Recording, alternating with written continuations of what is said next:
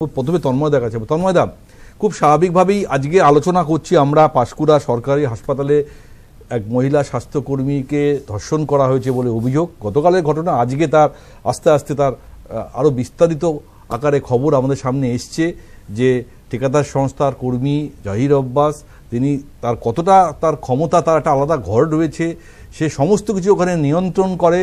সেই ঘরে তিনি ডাকেন মহিলা স্বাস্থ্যকর্মীদের, তাদেরকে অশালীন কথা বলেন, তাদের সঙ্গে দুর্ব্যবহার করেন, তাদেরকে রেপ পর্যন্ত করেন। আজকে সুপার সে নিজে বলতে বাধ্য হচ্ছেন যে তিনি প্রভাবশালী, এবং চিকিৎসক মহল থেকে আজকে যারা গিয়েছিলেন তারাও বলছেন সেখানে রাজনৈতিক প্রভাব কোথাও না কোথাও রয়েছে। সোমেন মহাপাত্রর ছেলে বোধিসত্ত্ব মহাপাত্র কথা নাম উঠে আসছে। তাহলে আর পরিবর্তনটা আমরা কি দেখলাম? অভয়ার মৃত্যুর পর যে শিক্ষা আমাদেরকে দেওয়ার কথা ছিল, আমাদের সমাজ যেটা দেখতে চাইছিল, সেটা তো কোথাও কিছু পেলাম না আমরা। ফলে এই ধরনের ঘটনা তো বারবার ঘটতে থাকবে। আপনি জানেন, আরজি করে একটা নৃশংস, জঘন্য, ঘৃণ্য একটা অপরাধ হওয়ার পরে সুপ্রিম কোর্টে এই প্রশ্নটা উঠেছিল যে নিরাপত্তা নিয়ে এবং সিসিটিভি আছে কিনা।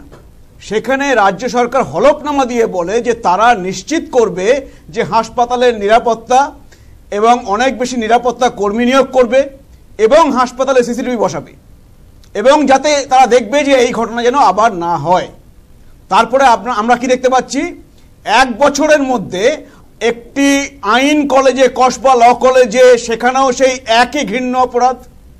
আবার দেখলেন আরেকটি হাসপাতাল, সেখানেও হচ্ছে একটা সুপার স্পেশালিটি হাসপাতালে, সেখানেও স্বাস্থ্যকর্মী ধর্ষিতা হচ্ছেন সেখানকার কর্মী দ্বারা।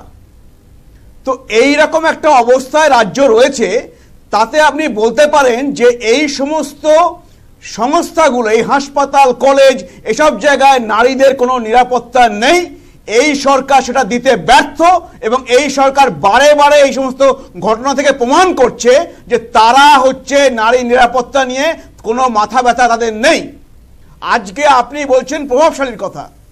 এই যে সুপার, এই সুপার হচ্ছে যারা হচ্ছে দুজন সামনে এসছেন ক্যামেরার সামনে, তারা বলছেন যে তারা ধর্ষিতা, এবং তারা এটাও বলছেন যে সুপারকে জানানো হয়েছিল, কিন্তু সুপার কোনো ব্যবস্থা নেয়নি। কেন জানেন? যে এই যে ছেলেটি, এই জাহির আব্বাস খান, এক সময় নাকি সুপার বলছে যে তিনি নাকি বিএমওইচের ডিউটিও করেন, এবং 3 মাস তিনি হাসপাতালটা ঠিক করে দেখতে পাননি।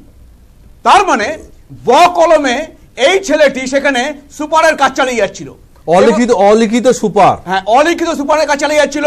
কর্মীদের হচ্ছে ভয় দেখাচ্ছিল, চাকরি থেকে ছাড়িয়ে দেওয়া হবে, তারপরে তারা কম পয়সার মাইনে পায়, সংসার কিভাবে চলবে, তারা মুখ চুপ করেছিল।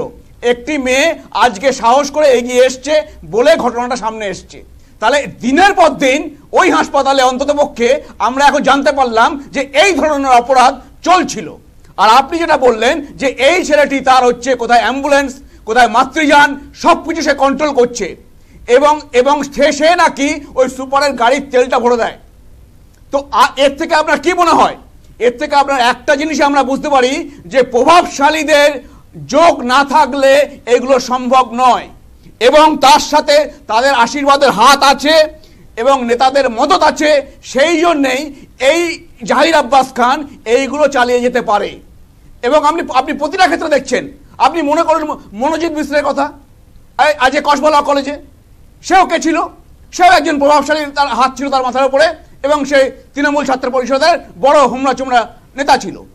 তো এইটা হচ্ছে আমরা দেখে আসছি যে প্রতিবারে হচ্ছে, এবং এই সরকার কোনো কিছুর ব্যাপারে কোনো ব্যবস্থা নিতে পারে না। সুতরাং এখন পশ্চিমবঙ্গের মানুষকে এক হতে হবে, হয়ে এই সরকারটাকে তার গদি থেকে সরাতে হবে, না হলে রাজ্যে নারীরা সুরক্ষিত থাকবে না। বেশ বেশ বেশ তন্ময়, আমি আপনার